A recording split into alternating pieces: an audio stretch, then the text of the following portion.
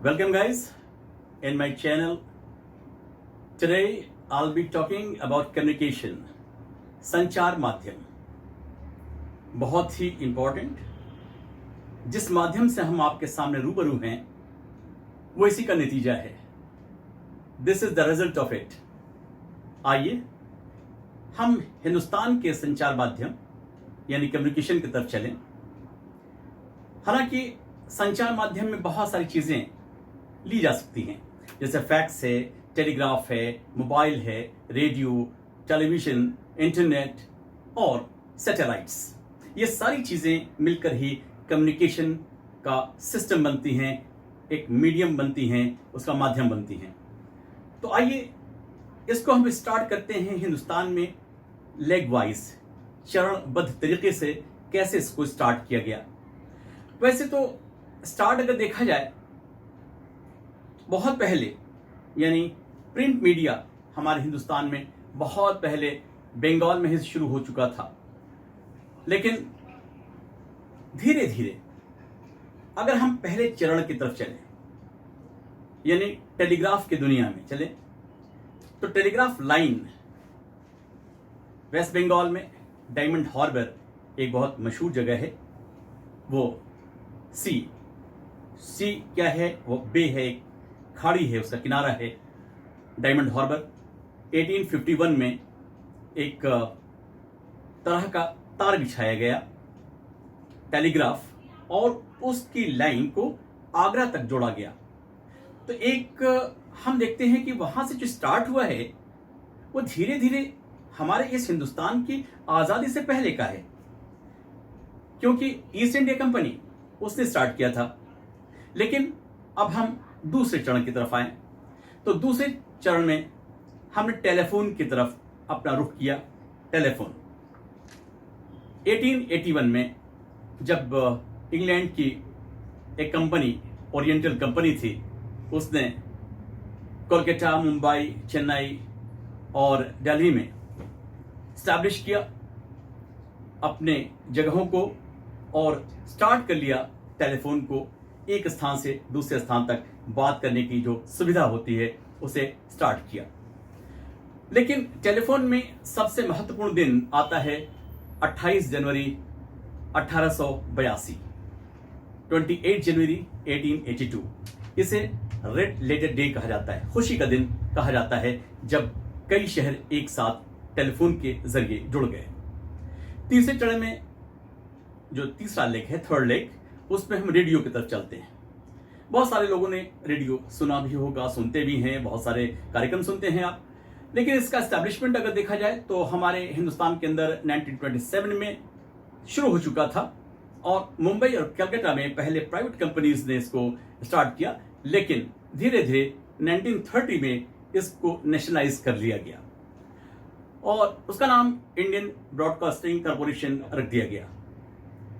तो एक प्रकार से ये जो संचार माध्यम है, अपनी बातों को, चाहे वो गाने के जरिए हो, चाहे अपनी बातों के जरिए हो, यानी हिंदुस्तान में हमने अपना एक बातचीत का जो सिलसिला है मीडिया, इस मीडिया के द्वारा फैलाया पूरी जगह पर.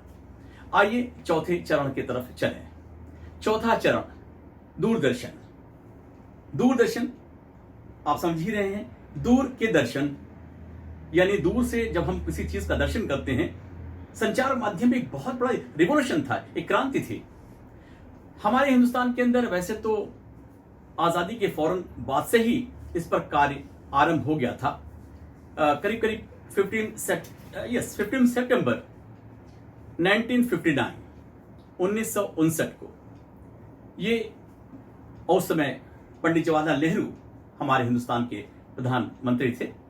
और उसके बाद धीरे धीरे ये जो टेलीविजन का, दूरदर्शन का एक प्रकार से फैलने की जो गति हुई, वो धीरे धीरे मिसेस इंदिरा गांधी के बाद और फिर राजीव गांधी के जमाने में, प्रधानमंत्री राजीव गांधी के भी जमाने में बहुत तेजी से फ्लरिश किया, बढ़ा. अब आपको ये देखना होगा कि दूरदर्शन ने हमारे जिंदगी में कैसा चेंज किया. बहुत सारे चेंजेस लाए उसने, चाहे वो सोशल चेंज हो, चाहे कम्युनिकेशन के जरिए एक दूसरे में कल्चरल चेंज आया या बहुत सारे चेंजेस आए, लेकिन इसकी क्रांति हुई है 1982 में जब एशियाड गेम शुरू हुआ।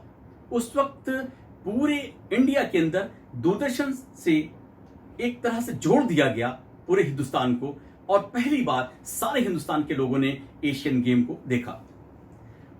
एशियन गेम आप देख सकते हैं, दिल्ली में एशियन गेम 1982 में हुआ था और बहुत ही जबरदस्त, बहुत ही शानदार वो गेम हुआ था।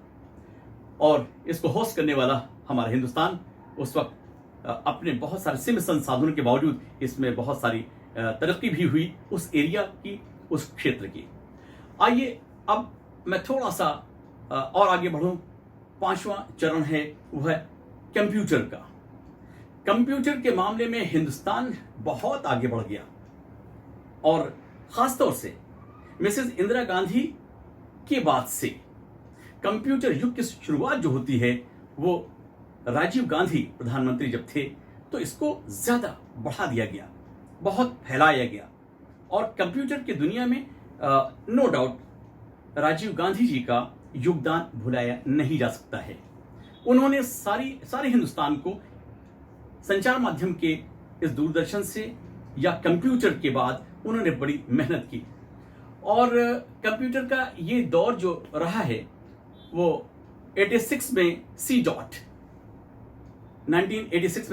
के जरिए उन्होंने भारत के हर कोने से जोड़ना शुरू किया।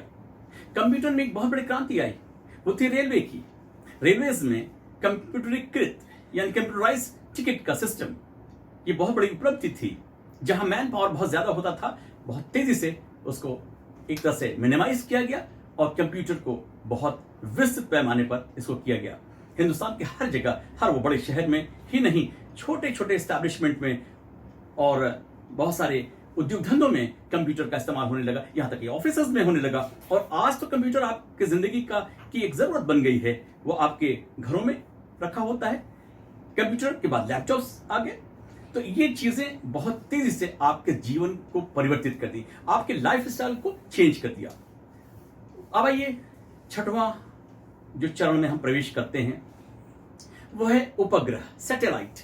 सैटेलाइट के जरिए जो संचार माध्यम में जो क्रांति आई है वो तो सही बात है कि हमारे इस पूरे हिंदुस्तान में जो इस क्रांति के यूं तो हम तो 75 में ही बना चुके थे, 1975 में हमारा उपग्रह बन चुका था।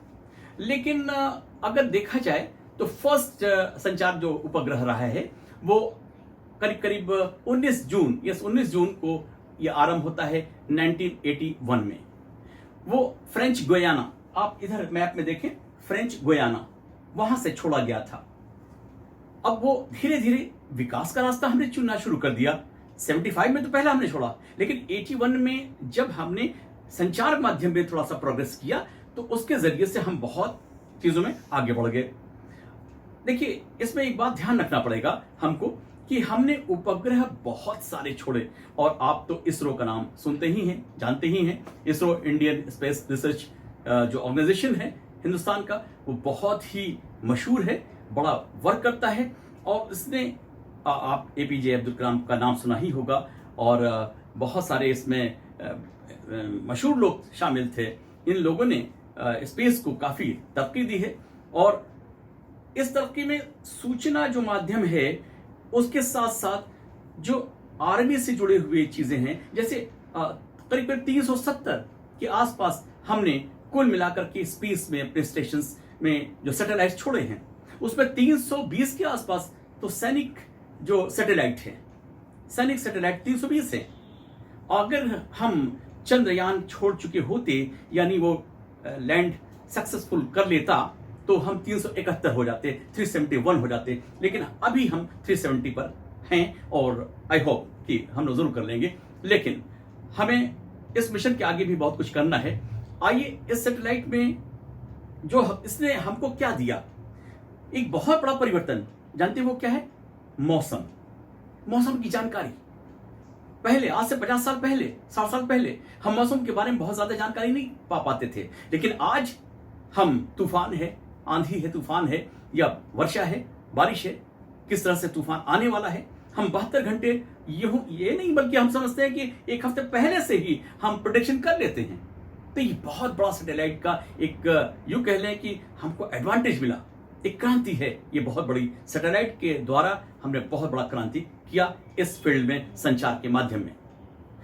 रेडियो पहले बता चुका हूं आपको। अब टीवी के बारे में थोड़ा सा जानकारी हल्का सा मैं दे दूं कि वैसे तो इस समय करीब करीब हमारे हिंदुस्तान के अंदर बहुत सारे रेडियो स्टेशंस हैं। करीब करीब अगर न्यूज़ चैनल्स के बारे में देख लें तो न्यूज़ चैनल्स जो ऑडियो विजुअल यानी जिस पर टीवी के जरिए आप देखते हैं, तो वो है 892 चैनल इस समय है। 892 टीवी चैनल्स, न्यूज़ चैनल्स और इंटरटेनमेंट चैनल्स कुल मिलाकर के हैं इस वक्त। और सैटेलाइट न्यूज़पेपर्स करीब करीब 1600 हैं। तो इस तरह से देखें कि हमने एक संचार माध्यम में बहुत प्रगति की है विगत 20 वर्षों में। 2 डिकेड्स में हमने बहुत ज़्यादा आगे अपना प्रोग्रेस किया है। लास्ट में आते आते एक पॉइंट मैं आपको और दे दूं, वह है इंटरनेट का जो प्रोग्रेस है, चाहे वो मोबाइल के जरिए हो, चाहे हम किसी और तरीके से लें।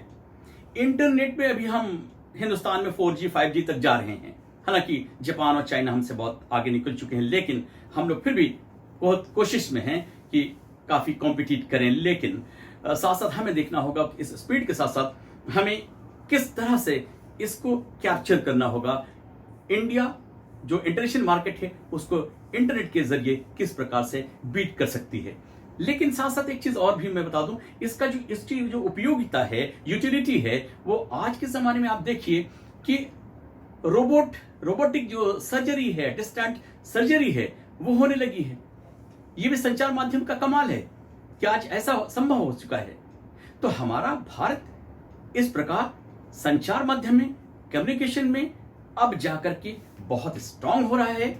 और आई होप कि विद इन 10 ईयर्स अगर सब कुछ अच्छा रहा, हमारी सारी गवर्नमेंट्स इसकी तरफ ध्यान देती रही, तो कम्युनिकेशन में हम बहुत ही आगे निकल जाएंगे। साथ साथ हमें थोड़ा सा इस बात का भी ध्यान होना चाहिए कि हमें कम्युनिकेशन में पारदर्शिता, ट्रांसपेरेंसी लानी होगी, क्योंकि ट्रांसपेरेंसी एक बड़ी चीज है जो इसके बीच में हैल होती है, इसके बीच में एक तरह से रोड़ा बनती है, हिंडरेंस होती है। इसलिए मैं चाहता हूं कि आप सबको इस पूरे कम्युनिकेशन के बारे में जो थोड़ी सी जानकारी आपको दी है, आई होप कि आपको अच्छा लगा होगा। नेक्स्ट वीडियो में हम फिर आ रहे हैं आपके सामने। Thank you very much, bye bye.